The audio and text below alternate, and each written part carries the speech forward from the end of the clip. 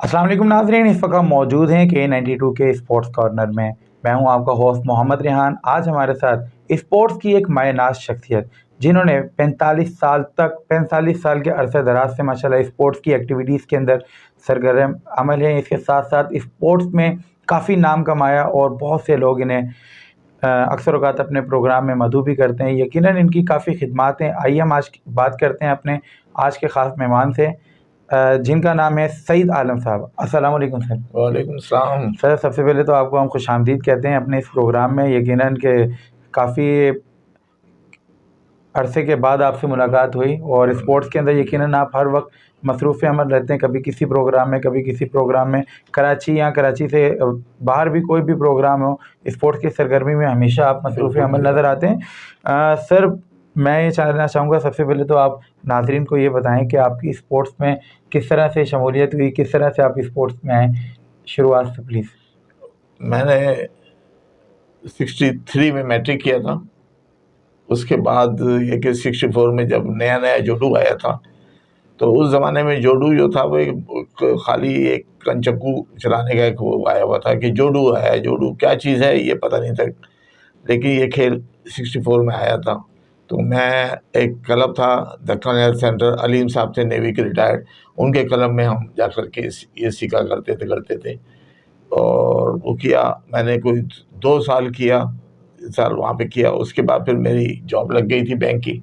सही। फिर मैं काफ़ी अरसे बैंक की जॉब की वजह से मुझे छोड़ना पड़ा ये खेलों को। अच्छा, इसी वजह से आप अमूमन जो है वो कभी वुशो में, कभी जूडो के प्रोग्राम में, कराटे में नज़र आते हैं। ये दिलचस्पी ज़्यादातर मेरे ख्याल में आपको इन्हीं गेमों से है। बहरहाल, बैंक की जॉब के अंदर भी आपका काफ़ी माशाल्लाह नाम नहीं, है। बैंक की जॉब में मैंने वहाँ बड़ी टीमें बनाई थी एलाइट बैंक में, और माशाल्लाह वहाँ की जो टीमें थी वो हर खेल में एलाइट बैंक ऊँचे था। अलाइड उसकी बैंक वजह में। ये थी कि मुझे जो प्रेसिडेंट थे शौकत अली काज़मी साहब, वो बहुत सपोर्ट दे रहे थे, और मैंने खुद बनाई थी टीमें करके सही। वहाँ पे। रमीज़ राजा मेरा एक किस्म कहना चाहिए कि वो है साथी है, वो लाहौर का वाइस प्रेसिडेंट था, मैं कराची का वाइस प्रेसिडेंट था। क्या बात है, ज़बरदस्त। इसका हाँ। मतलब है रमीज़ राजा साहब भी जो है वो अलाइड बैंक से बहुत अच्छे मुंसलिक थे रहे हैं। माशाल्लाह, उन्होंने बहुत खेलों में किया। सर, ये बताना चाहेंगे कि वुशो में किस तरह से आपकी एंट्री हुई? वुशो में माशाल्लाह आपने काफ़ी चैंपियनशिप खेली भी हैं। क्या कहना चाहेंगे, क्या ट्रेनिंग लगती है, क्या डिफ़िकल्ट ट्रेनिंग है वुशो की? वुशो का ये था कि जुल्फ़ी एक बड़ा मशहूर नाम है इसके अंदर। जी, जुल्फ़ी साहब को कौन नहीं जानता है वुशो के वहाँ हवाले करता से, है, अगर लेकिन कराची में बस बात वो की जाए। कुछ उनकी जो है मतलब वो नहीं थी, कोई सपोर्ट नहीं थी इस किस्म की। लेकिन मैंने जब उनके साथ मिला हूँ मैं, तो उनको मैंने बहुत अच्छे उस पे लेवल पर पहुँचा दिया था। लेकिन उनकी कुछ हरकतें ऐसी थी कि चलें, जिसकी ये वजह से चीज़ें तो खैर चलती रहती हैं। बहरहाल, माशाल्लाह वुशो के साथ-साथ अगर हम बात करें कि और भी बहुत सारे स्पोर्ट्स हैं, अक्सर औक़ात मैंने आप हर खेल को वो किया है। हाँ, आर्म रेसलिंग, मास रेसलिंग के अंदर भी आप नज़र आते हैं, स्टूडेंट रनिंग किक क्लब के बॉक्सिंग साथ भी है नज़र आते मेरी। हैं, किक बॉक्सिंग में नज़र आते हैं। हाँ। ये बताइएगा कि इतने टाइम से आप स्पोर्ट्स देखते हुए आ रहे हैं, हमारा स्पोर्ट्स नीचे की तरफ क्यों आता जा रहा है?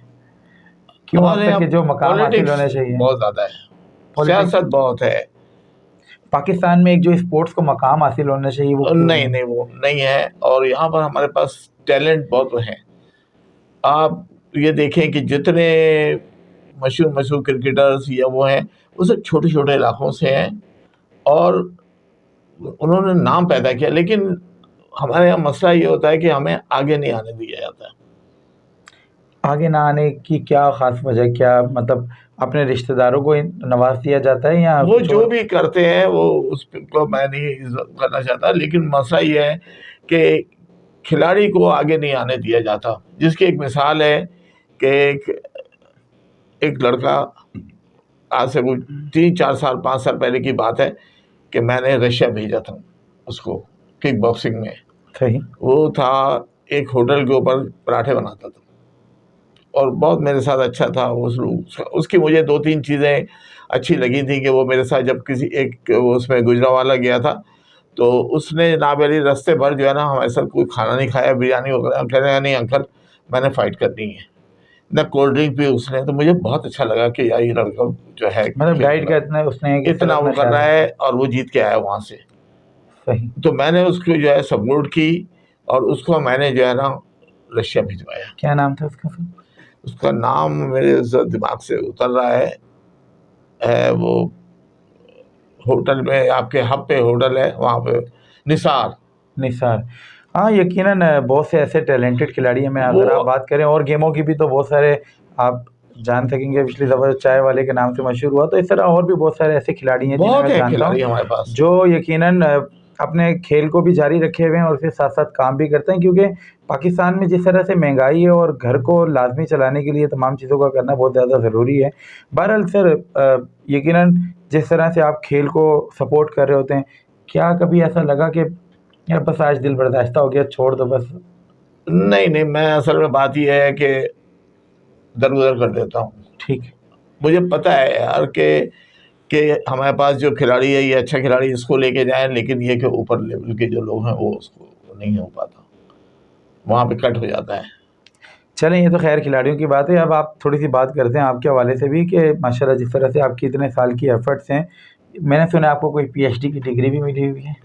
इस हवाले से इसमें कितनी सदाकत है, थोड़े इस हवाले से उसकी बताइए। ये सदाकत है कि मैं आपके आज से 15 साल पहले एमएमए, जो कि आजकल बहुत टॉप पे मिक्स आया, martial art. Mix martial art जो कि बहुत टॉप पे, इसका मैं पाकिस्तान चैप्टर का चेयरमैन था मैं ठीक। उनके, और उनकी मेरे पास लेटर इम्बोस फ्रांस से आया था लेटर कि हमने आपको बनाया है।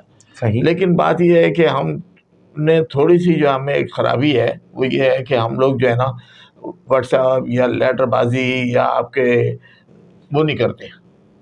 हमने उनके साथ कोई रब्ता नहीं रखा। 2 साल 3 साल के बाद उन्होंने हमें जो है ना वो हटा दिया।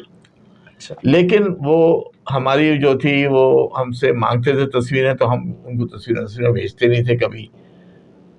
क्योंकि तो वो यकीनन एक्टिविटीज हाँ, नहीं हो तो पा रही होगी इस वजह वो से। उन्होंने, लेकिन उनका मुझे 13 साल के बाद जो है उनका फिर वो मुझे एक फैक्स आया वो करके व्हाट्सएप पे कि हमने आपको जो है ना आपके फेसबुक से देखा, आपने तो हमें कोई रिकॉर्ड नहीं भेजा था, लेकिन हमने आपकी फेसबुक से देख करके और आपको जो है ना हमने ये डॉक्टर की डिग्री जो है वो की है, क्योंकि आप 13 साल तक रेगुलरली खेलों में लगे रहे हैं। तो ये उनकी बाहर अपनी वाले वो यानी कि है। कितना सराह रहे हैं। ये बताएं कि हुकूमत सिंध की तरफ से भी आपको गोल्ड मेडल मिला हुआ है, इस हवाले में क्या मतलब किस तरह से क्या प्रोसेस रहा? ये वज़ीर आला सिंध का एक वो आया हुआ था, मैंने उसमें जो है ना अपनी रिकमेंडेशन भेज दी थी, ठीक है। और अल्लाह के फजल से उन्होंने जो है ना जो बंदे भेजे थे वो आईबी स्पेशल ब्रांच पुलिस के थे। सही। जो आए उन्होंने मेरे घर पे आकर के मेरी वो इंक्वायरी स्पोर्ट्स की वगैरह वो की, देखी। स्पोर्ट्स मैंने की। उनसे कहा कि भाई मैं तो कोई फंड वंड लेता नहीं हूँ, तो मेरी क्या रिकॉर्ड देखोगे? कह लेंगे नहीं आप दिखा दें रिकॉर्ड। तो मैं जब रिकॉर्ड वगैरह दिखाया तो उसमें उनको फिर वो हुआ कि उन्होंने फिर रिकमेंड किया करके। उन्होंने मेरे सर्टिफिकेट देखे, उन्होंने मेरी तस्वीरें देखी जो हैं, शील्डें देखी, तो उस पे उन्होंने रिकमेंड करके यकीनन सईद आलम साहब जो है वो गोल्ड मेडलिस्ट भी हैं हुकूमत सिंध के। चलते हैं एक ब्रेक की जानिब, और जब ब्रेक से वापस आएंगे तो और स्पोर्ट्स के मुतालिक बहुत सी बातें करेंगे।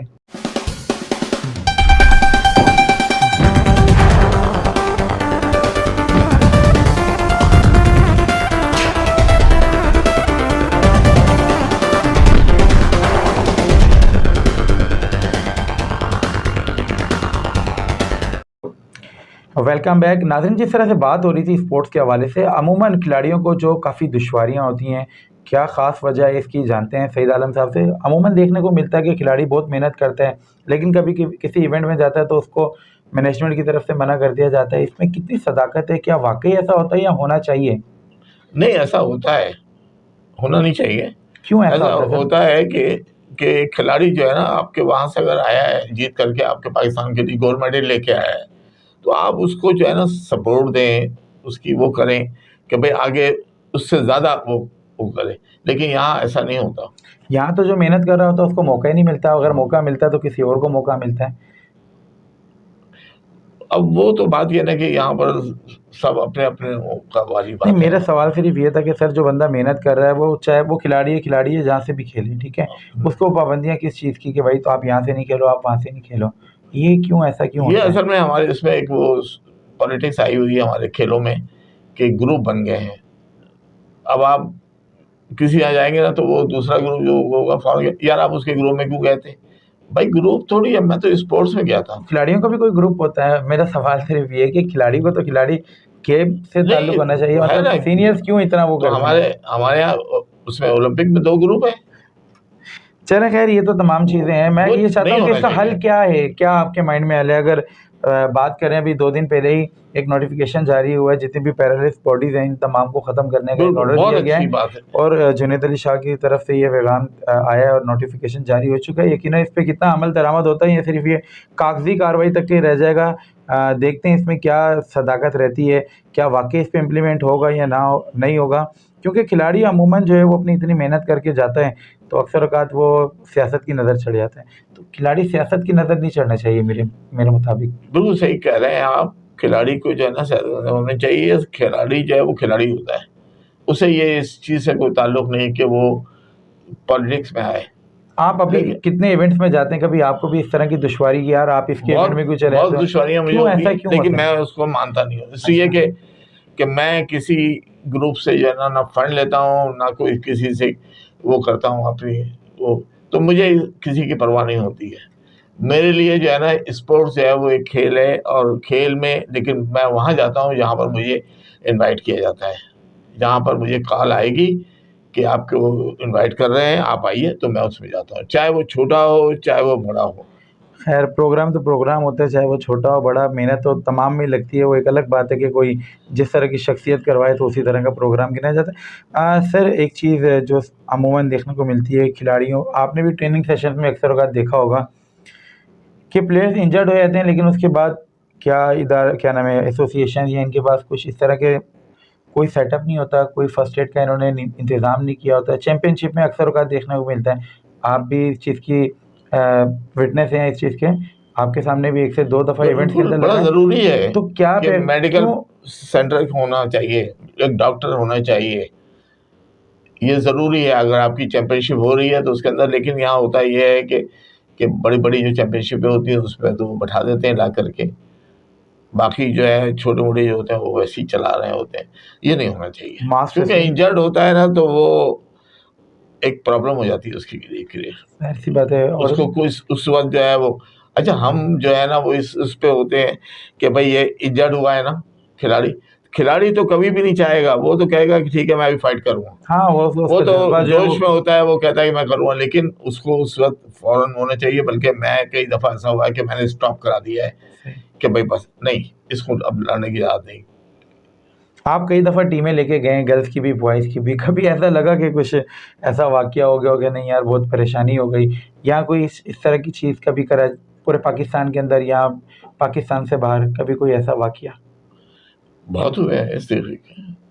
अब तो आदी हो चुका हूँ, लेकिन शुरू-शुरू में ये था कि मैं वो करता था, फ़ौरन इंतज़ाम करवाता था। Protocol officer. नहीं, प्रोटोकॉल की एक बात नहीं थी, वो ये थी कि देख के मुझे वो होता था कि उसके मारा पंच लग गया और नाक से खून आ रहा है।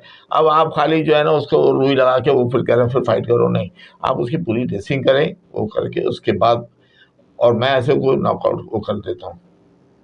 क्योंकि मैं नहीं चाहता कि उसको उससे वो ज़्यादा इंजर्ड से री-इंजर्ड हो। इंजर्ड से वो करके वो बिल्कुल वो नाज़रीन, अमूमन इस तरह के प्रोग्रामों में देखने को मिलता है, कभी भी फाइटिंग के मुकाबले हों तो फर्स्ट एड के बहुत ही कम इंतज़ामात देखने को मिलते हैं। तो जितने भी एसोसिएशंस वाले यकीनन देख रहे हैं, शायद मेरी बात उनको बुरी लगे, लेकिन बराए करम इन चीज़ों को देखा करें, क्योंकि खिलाड़ी के लिए उसका फ्यूचर बहुत अहमियत रखता है और वो एक-एक दिन जो है वो मेहनत कर रहा होता है और आप लोग ही हैं जो उसे अच्छे तरीके से सपोर्ट कर सकते हैं। चलते हैं एक ब्रेक की जानिब, और जब वापसी में आएँगे तो फिर मास रेसलिंग, आर्म रेसलिंग और दीगर स्पोर्ट्स के ऊपर बात करेंगे।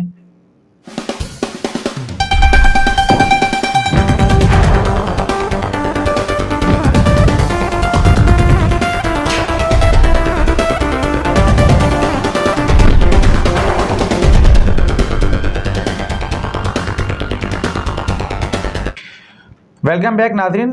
इस ब्रेक पे जाने से पहले बात हो रही थी कि किस तरह से खिलाड़ी इंजर्ड होते हैं तो उनके लिए फ़र्स्ट एड के इंतज़ामात नहीं होते, और जिस तरह से पैगाम भी दिया गया तमाम एसोसिएशंस को, तमाम उन कोचेज़ को, ऑर्गेनाइज़र्स को जो इवेंट को ऑर्गेनाइज़ करा रहे होते हैं। यकीनन इस तरह के बहुत से ऐसे खेल भी हैं। अब हम बात करेंगे आर्म रेसलिंग, मास रेसलिंग और दीगर इस तरह के स्पोर्ट्स की, जो मुख्तसरन वक़्त में हो जाते हैं और बच्चे उसके अंदर, खिलाड़ी उसके अंदर बहुत एन्जॉय करते हैं। और बात करेंगे, हमारे साथ आज मौजूद हैं सईद आलम साहब जो कि मास रेसलिंग, आर्म रेसलिंग के बहुत सपोर्टर भी हैं। इसके साथ साथ पाक कॉलोनी के अंदर स्टूडेंट टैलेंट क्लब के भी अगर देखा जाए कि काफ़ी ज़्यादा सपोर्ट करते हैं। सर ये बताइएगा कि आर्म रेसलिंग में अक्सर औकात मुकाबलों के अंदर देखने को मिलता है, लेकिन अगर हम बात की जाए कि दो नाम बहुत मशहूर जिन्होंने आर्म रेसलिंग माशाल्लाह करवाते हैं, और मास रेसलिंग की बात की जाए काशिफ अहमद फ़ारूकी साहब जो कि आर्म रेसलिंग करवाते हैं, एसएम नासिर अली साहब जो कि मास रेसलिंग करवाते हैं। आज हमने काशिफ अहमद फ़ारूकी साहब को मदऊ किया था, लेकिन वो कुछ ज़ाती मसरूफियात की बिना पर आज आ नहीं सके। यकीनन अगले प्रोग्राम में हमारे इस प्रोग्राम का हिस्सा होंगे।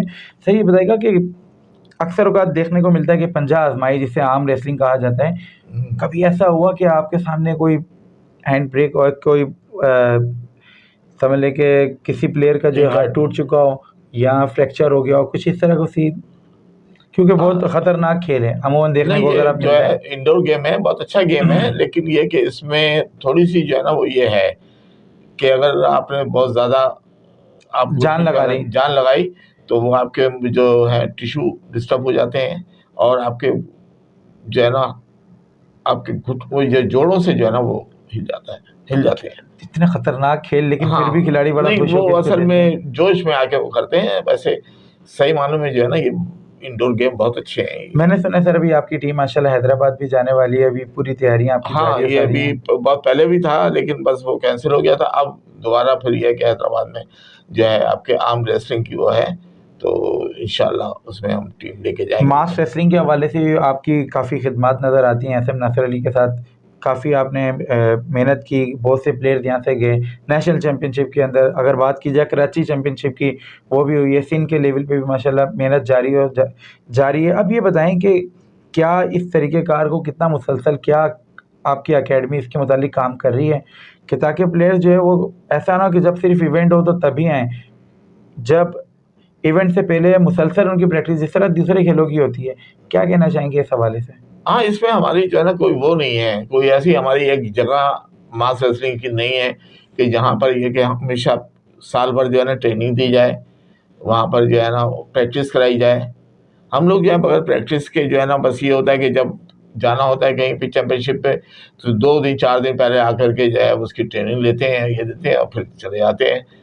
तो ये नहीं अच्छा हुआ। आप ये कहना चाह रहे हैं कि जो खिलाड़ी हैं उनको अगर सिर्फ 1 हफ्ते की ट्रेनिंग दी जाए या 15 दिन की ट्रेनिंग जाती है तो इस तरह से खिलाड़ी बेहतरीन परफॉर्म नहीं कर सकते, आपका कहना ये है? तो क्या यकीनन आर्म रेसलिंग, मास रेसलिंग के अंदर काफ़ी आपकी एफर्ट्स हैं और काफ़ी अगर देखा जाए कि सराहा भी जाता है आपके जितने मशवरे हैं उन तमाम को, तो क्या एक हिकमत अमली आप लोगों ने बनाई इस तरह की कि आप बाकायदा ट्रेनिंग हो, चैम्पियनशिप को हम जीत के आ सकें? अगर देखा जाए तो खैर मैं अभी मज़ीद इस पे तो नहीं तज़किरा करना चाहूँगा, लेकिन यकीनन आपकी कोई एक ऐसी अकेडमी होनी चाहिए जिससे रिलेटेड ये। बिल्कुल, हमारी अकेडमी होनी चाहिए, और हमें जो है ना कम वेट के लोग जो होते हैं, बॉडी बिल्डर्स जो है ना उनको लेना चाहिए, क्योंकि ये गेम जो है ना बॉडी का है, मसल्स का है। इसमें मैंने जो देखा है आपके नेशनल चैम्पियनशिप वगैरह में इसमें कि बॉडी बिल्डर इसमें जो है ना बड़ा कामयाब हो। जब यहाँ से आप नेशनल चैम्पियनशिप में गए, कैसा लगा? कंपेयर किया आपने कराची की टीम और अदर टीमों को आपने कंपेयर? पंजाब हमारा जो है बहुत इसमें आगे है। सही है, वहाँ से एक लड़के लड़कियाँ दोनों उनकी जो है ना वो वहाँ की चैंपियन ज़्यादातर। वो अक्सर औकात बात की जाती है ऑर्गेनाइजर से तो कहते हैं फंड की कमी है, तमाम चीज़ें, कितनी सदाकत है इसमें? फंड तो हमारा कोई मिलता नहीं हम लोगों को। मतलब इसमें अगर देखा जाए कि मतलब किस तरह से आगे लेवल पे लेके जा सकते हैं, इसको प्रमोट किस तरह से इसके लिए सिर्फ प्रमोट ये हो सकता है कि हम इसके जो है ना क्लब्स बनाएं, जहाँ पर जो है ना एक डेली आपकी ट्रेनिंग हो, और जब हमारी कोई चैंपियनशिप हो तो 15 दिन के लिए जो है ना कैंप लगा दिया जाए। सही 15 दिन जो है ना वो कैंप में आएंगे लड़के लड़कियाँ, और वो प्रैक्टिस करेंगे। उसके बाद देखें आप कैसे नहीं आप जीतेंगे। चलें, ये तो बहरहाल इस जितने भी इंडोर गेम थे उनसे मुतालिक बात हो रही थी। सर आखिर में एक छोटा सा सवाल और फिर इख्तिताम करेंगे अपने प्रोग्राम का, और ये बताइएगा कि किस तरह से क्या ऐसी हिकमत अमली हैं जिनको करके पाकिस्तान के अंदर स्पोर्ट्स को और ज़्यादा ऊपर लेके आया जा सकता है? असल में खेलों में जो है ना वो सबसे बड़ी जो चीज़ है वो ये है कि यहाँ पर जो है ना पॉलिटिक्स नहीं होनी चाहिए, अकरबा परवरी नहीं होनी चाहिए।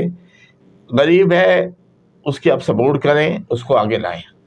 और होता यही है कि जितने गरीब बच्चे हैं, छोटे इलाकों से हैं, जो आपके नहीं जा सकते आपके खेलों में कर, उनको आप लाएं आगे, देखिए क्या वो कितने वो है बनेंगे, आपके गोल्ड मेडल लाएंगे, आपको ला के देंगे वो।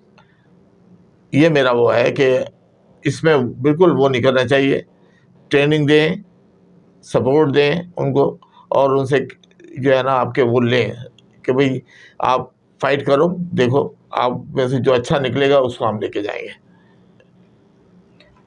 यकीनन आज आप हमारे ऑफिस में मौजूद हैं K92 के हवाले से। आपने अक्सर औकात नहीं प्रोग्राम माशाल्लाह वगैरह का K92 जो है, इसकी मैं न्यूज़ अभी बल्कि एक अखबार भी पढ़ रहा था, तो मैंने देखा कि उसके अंदर काफ़ी मतलब ये कि खेलों को सपोर्ट देते हैं, और ये कदीर साहब जो हैं ये माशाल्लाह इनकी सपोर्ट है पूरी। तो ये है, और खेलों में तो आना चाहिए, इसलिए कि खेलों को आगे लाना चाहिए। मैं भी कहता हूँ हर चैनल को कि खेलों को, स्पोर्ट्स को आगे लाओ। सर, हम सिर्फ क्रिकेट को नहीं और भी बहुत सारे खेलों को अल्हम्दुलिल्लाह आगे लेके आते हैं और यकीनन बिल्कुल। आगे लेके जाते रहेंगे। तो ये थे आज के हमारे मेहमान सईद आलम साहब, जिन्होंने 40 साल से ज़ायद अरसा माशाल्लाह स्पोर्ट्स की खिदमत की है और अल्हम्दुलिल्लाह अब भी कर रहे हैं। और कभी कोई ऐसा मंथ या कोई ऐसा वीक नहीं होता जो अक्सर औकात ये किसी प्रोग्राम में हमें नज़र ना आए, कहीं ना कहीं इनसे लाज़मी मुलाकात होती है। अल्लाह पाक इनके इसी जज्बे को सलामत रखे और स्पोर्ट्स इसी तरह से परवान चढ़ता रहे। अगले प्रोग्राम के लिए दीजिए इजाज़त। अल्लाह हाफिज़।